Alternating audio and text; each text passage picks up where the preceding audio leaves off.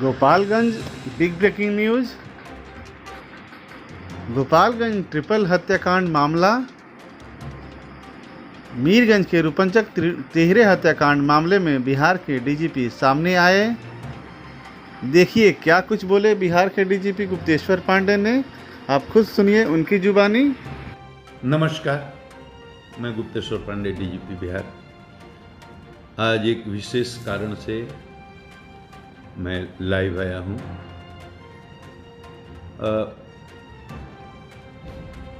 गोपालगंज में एक triple murder case हुआ है, जिसको लेकर सोशल मीडिया में बहुत तरह की अफवाहें चल रही हैं। ज़्यादा लोग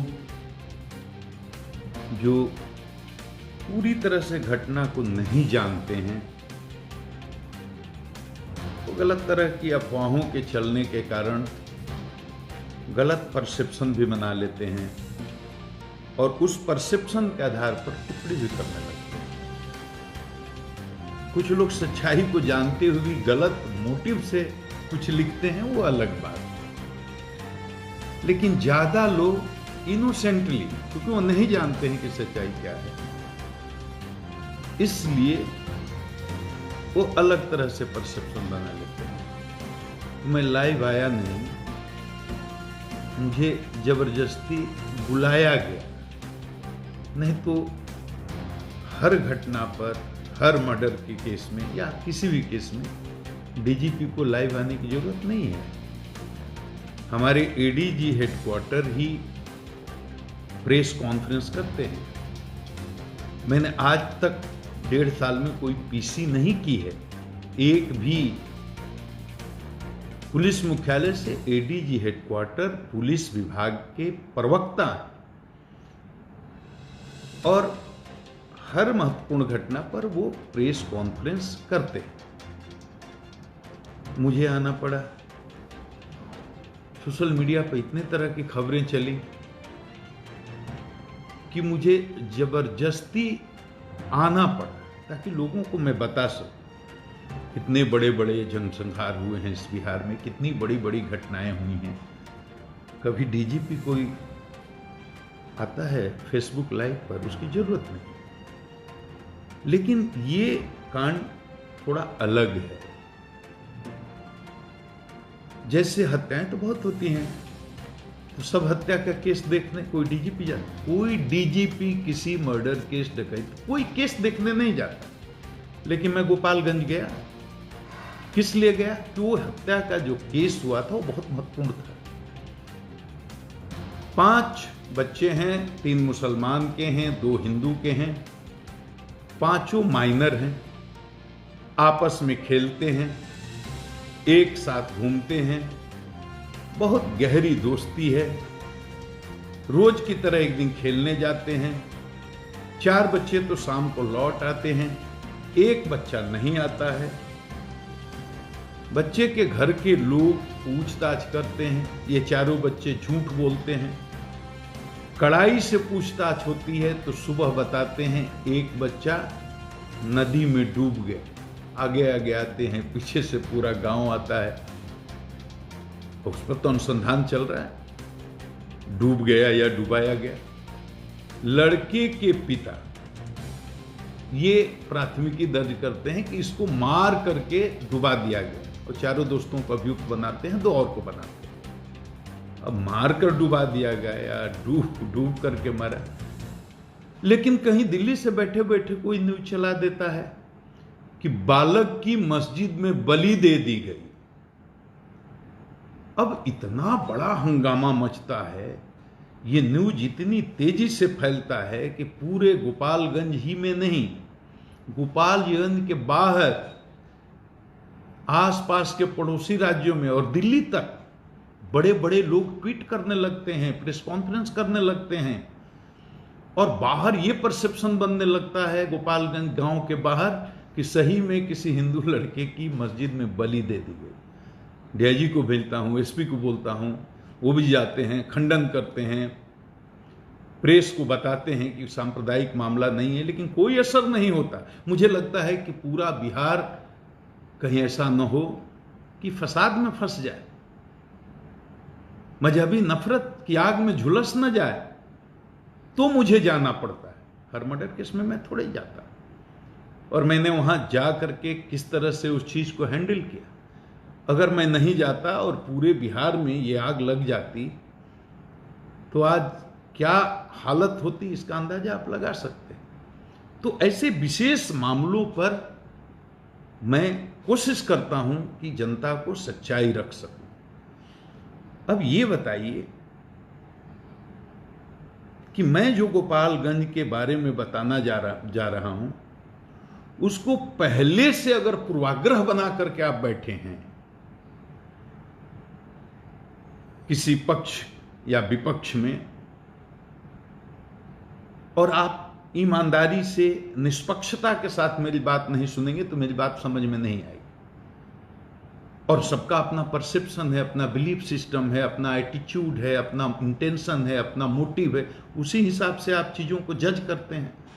उसमें आपका social background, family background, academic background, political background, cultural background, बहुत सारे बैकग्राउंड है, religious background, variety of factors, बहुत सारे कारण हैं जिससे आपका बिलीफ सिस्टम बनता है, परसेप्शन बनता है। तो आपका मोटिव पहले से अगर कुछ उल्टा होगा, या इसको अगर आप जात के चश्मे से देखेंगे, दल के चश्मे से देखेंगे, मजहब के चश्मे से देखेंगे, तो आप सच्चाई तक नहीं पहुंच सकेंगे। इसलिए मेरी प्रार्थना है, हाथ जोड़ करके मैं आप लोगों से सबसे निवेदन करता हूं जो हमको सुन रहे हैं, एकदम निष्पक्ष भाव से, मन को एकदम साफ रख करके खुले दिमाग से मेरी बात को सुनिए।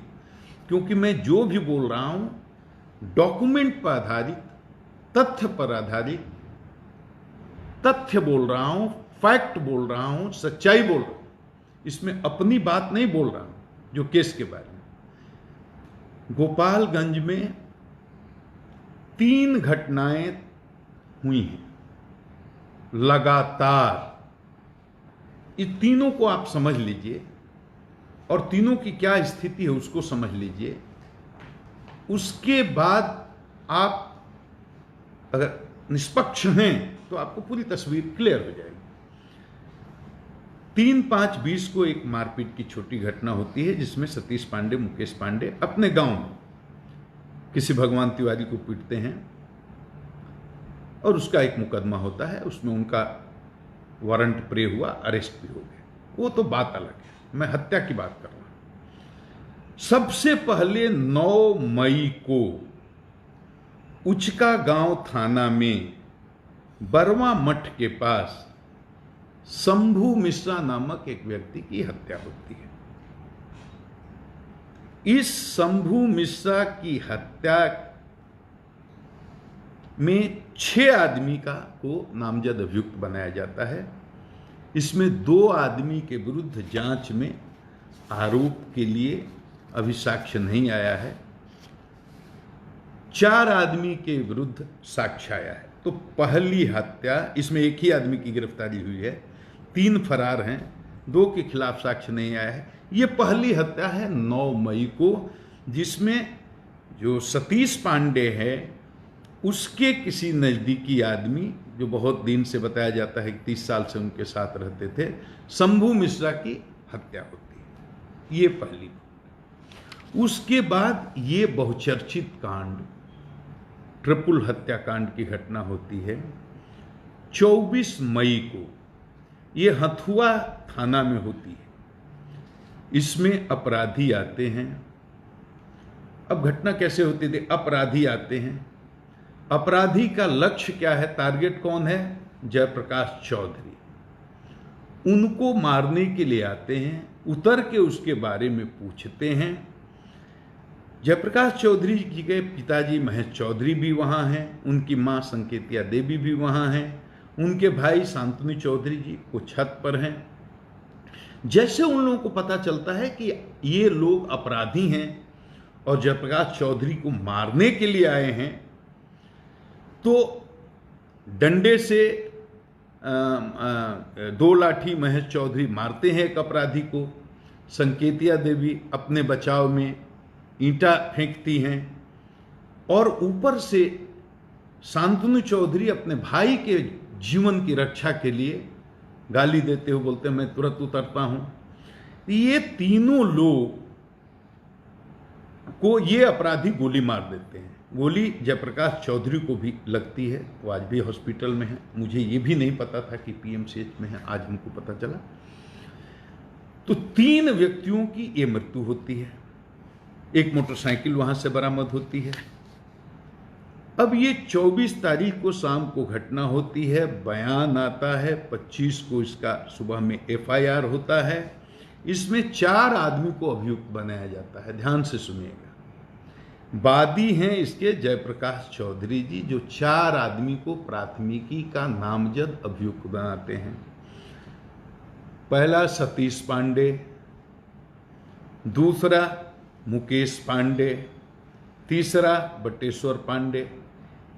3 आदमी को ये गोली मारने के प्रत्यक्षदर्शी, मतलब ये जो गवाह जिसको कह सकते हैं, वो कहते हैं ये 3 आदमी ने गोली मारी। एक अन्य पप्पू पांडे के बारे, जो माननीय वहां के विधायक हैं, इनका कहना है कि 4 दिन पहले इन्होंने हमको धमकी दी थी, तो इसमें इनकी साजिश हो सकती है। मैं एकदम टेक्निकल लीगल पॉइंट आपको डिस्कस कर रहा हूं। मैं समझ रहा हूं आप जो सुन रहे हैं उसमें वकील भी होंगे, विद्वान भी होंगे, पुलिस के भी लोग होंगे, हमसे ज़्यादा पढ़े लिखे और समझदार लोग भी होंगे। आप देखिए, वादी ये नहीं कहता कि गोली मारने में यहाँ पप्पू पांडे भी थे।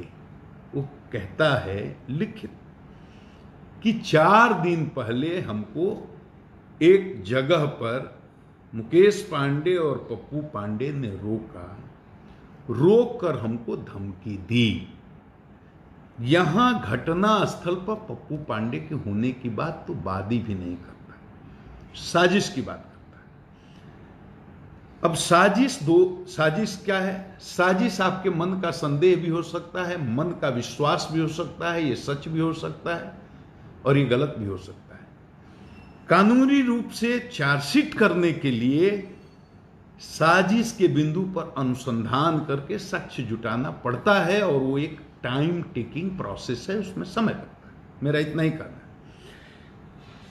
3 आदमी जिसको वादी ने बताया कि ये गोली मारने में थे, सतीश पांडे, मुकेश पांडे, बटेश्वर पांडे, तीनों गिरफ्तार।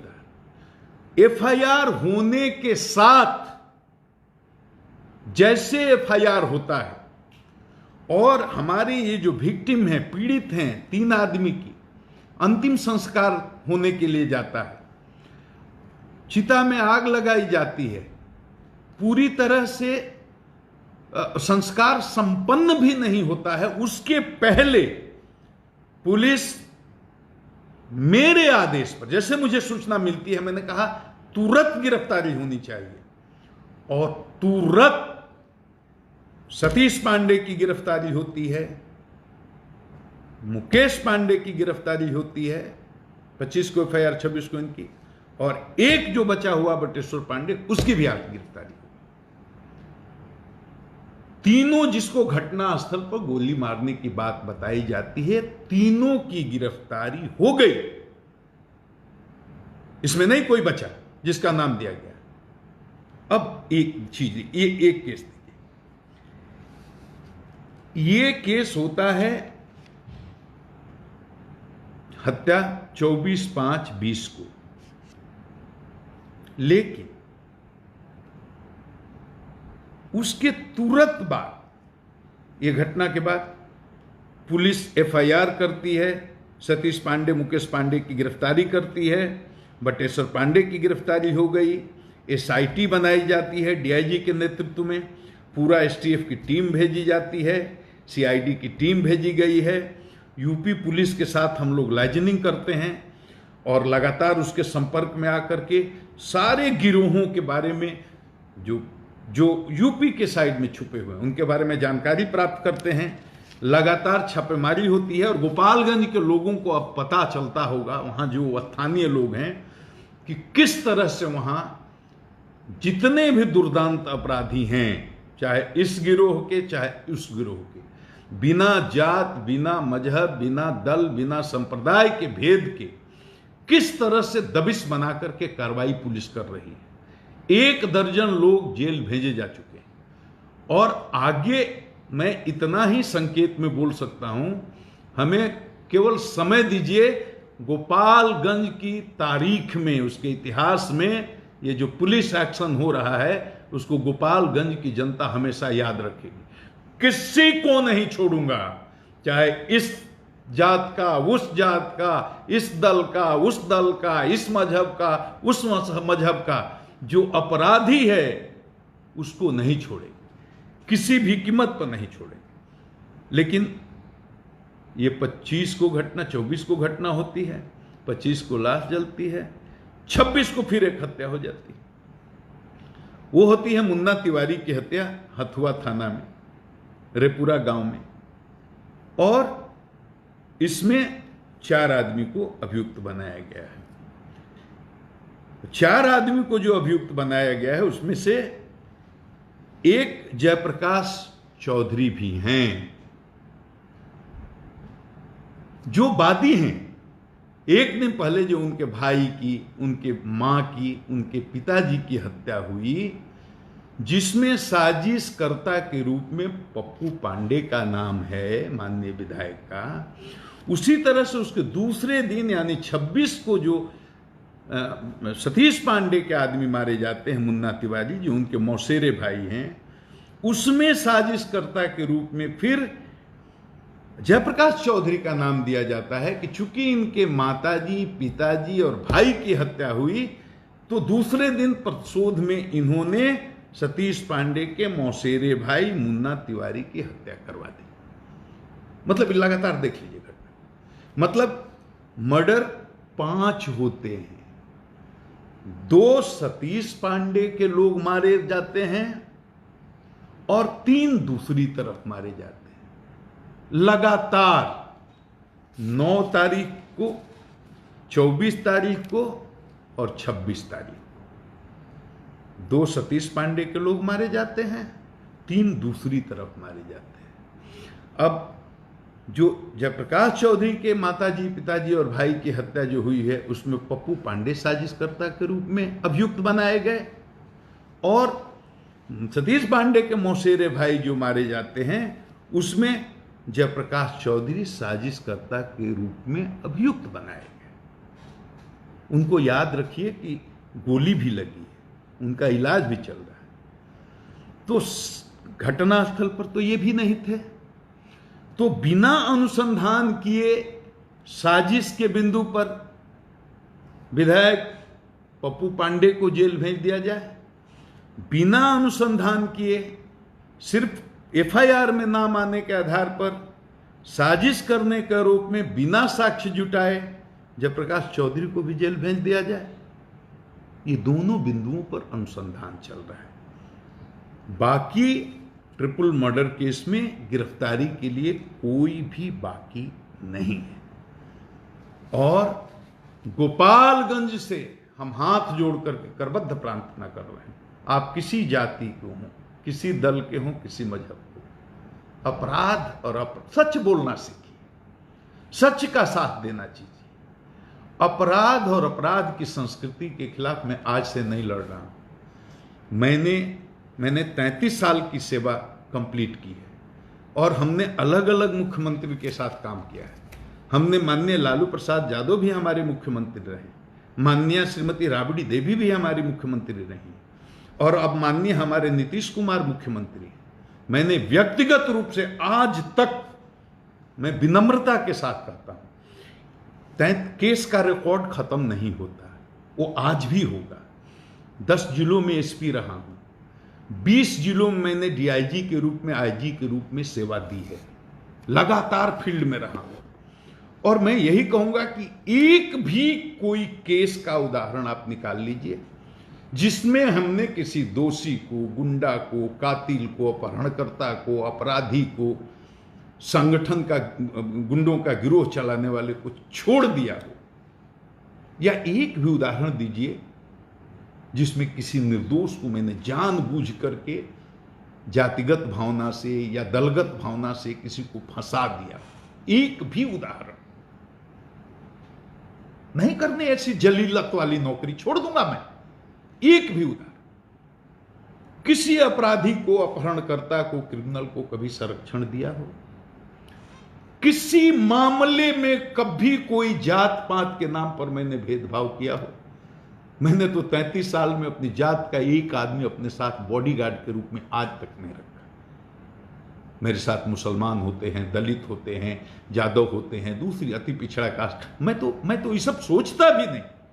लेकिन जिस भाषा में आप समझना चाहते हैं उस भाषा में समझा रहा हूं। जात, दल, मजहब, संप्रदाय के आधार पर कभी भेदभाव मैंने किया? यहां अकलियत समाज के भी लोग बहुत भारी संख्या में बिहार में हैं। मैं चुनौती देता हूं एक एक आदमी को, 33 साल में कहां कहां एसपी रहा हूं, आपको सबको पता है। एक कोई अकलियत का आदमी खड़ा होकर कह दे कि मैंने कभी उसके साथ किसी तरह का भेदभाव, सैकड़ों बार इस सूबे को फसाद से बचाया है मैंने, अपनी जान को जोखिम में डाल करके, और गोपालगंज भी इसीलिए गया था। और ऐसे आदमी का अगर मनोबल तोड़िएगा, हम कैसे काम करें? कभी किसी दल का कोई जनप्रतिनिधि हमसे मिलने आया हो, मैंने उसका स्वागत नहीं किया हो, मैंने उसकी बात नहीं सुनी हो, मैंने उसका सम्मान नहीं किया हो। किसी जात या किसी दल के नेता के प्रभाव में आकर के किसी साथ मैंने अन्याय किया हो? बिहार में जितने चुनाव हुए सब मैंने कराए हैं, चाहे एसपी के रूप में, चाहे डीआईजी के रूप में, चाहे आईजी के रूप में। एक गांव के स्तर के कार्यकर्ता से लेकर राष्ट्रीय स्तर तक के किसी कार्यकर्ता और किसी राजनेता ने मेरे पर किसी प्रकार का पक्षपात करने का आरोप लगाया हो, किसी को मैंने लाभ पहुंचाने के लिए, किसी को हानि पहुंचाने के लिए कोई काम किया? अब ऐसे आदमी को भी, निष्पक्ष आदमी को भी काम नहीं करने दीजिएगा तो बिहार का क्या होगा? जो फेसबुक पर गालियां लिखते हैं उनको मैं कह रहा हूं, सोचिए, ये जात के दायरे से बाहर निकलना होगा। नहीं निकलेंगे तो बिहार का क्या होगा? फिर कोई अच्छा काम क्यों करेगा? बिहार की जनता इस बात पर यकीन करे कि बिहार पुलिस किसी के प्रभाव में और किसी के दबाव में काम नहीं कर रही है। साजिश का अनुसंधान होता है, साक्ष्य जुटाना पड़ता है। कह रहे हैं जयप्रकाश चौधरी जी, हमको मुकेश पांडे ने, पप्पू पांडे ने एक जगह पर रोक करके और हमको धमकी दी। जिस दिन इस बात का साक्ष्य मिल जाएगा, और साक्ष्य जुटाना तो इलेक्ट्रॉनिक एविडेंस बहुत आसान है, और इसके अलावे भी जो भी साक्ष्य दे सकते हैं दें, निष्पक्ष अनुसंधान होगा। बड़े से बड़े बाहुबली किसी को सरकार ने बचाया क्या? कहां से कहां गए लोग? कोई नहीं बच सकता। लेकिन इसको जात, दल, मजहब के चश्मे से कृपया न देखें। बहुत विनम्र मैं प्रार्थना करना चाहता हूं। सरकार न किसी को बचाती है, न किसी को फंसाती है। हम लोग बहुत ईमानदारी से आपकी सेवा कर रहे हैं, लेकिन ऐसे बिना सोचे, बिना जाने, मैंने बता दिया ना, गिरोहों की वर्चस्व, गिरोह मैंने पाला है, गिरोह मैंने पैदा किया है, मैं किसी गिरोह को रखता हूं। डीजीपी, आप सोचिए, 35 साल से नौकरी में हूं ना, एक दिन से थोड़े हो। जहां रहा आम जनता का आशीर्वाद रहा, और मेरी औकात तो बस इतनी ही है, आम जनता का आशीर्वाद। मैं 12 करोड़ की जनता का सेवक, उनके चरणों का धूल हूं, इससे बड़ी औकात मेरी है ही नहीं, बस इतनी ही है मेरी। और कुछ लोग गलत, जैसे संवैधानिक पद पर जो लोग हैं, उनको कुछ लोग गलत सूचना दे करके गुमराह कर देते हैं। मैं उनको दोष नहीं देता, लेकिन उनको गलत सूचना दे करके रमाशय सिंह हत्याकांड,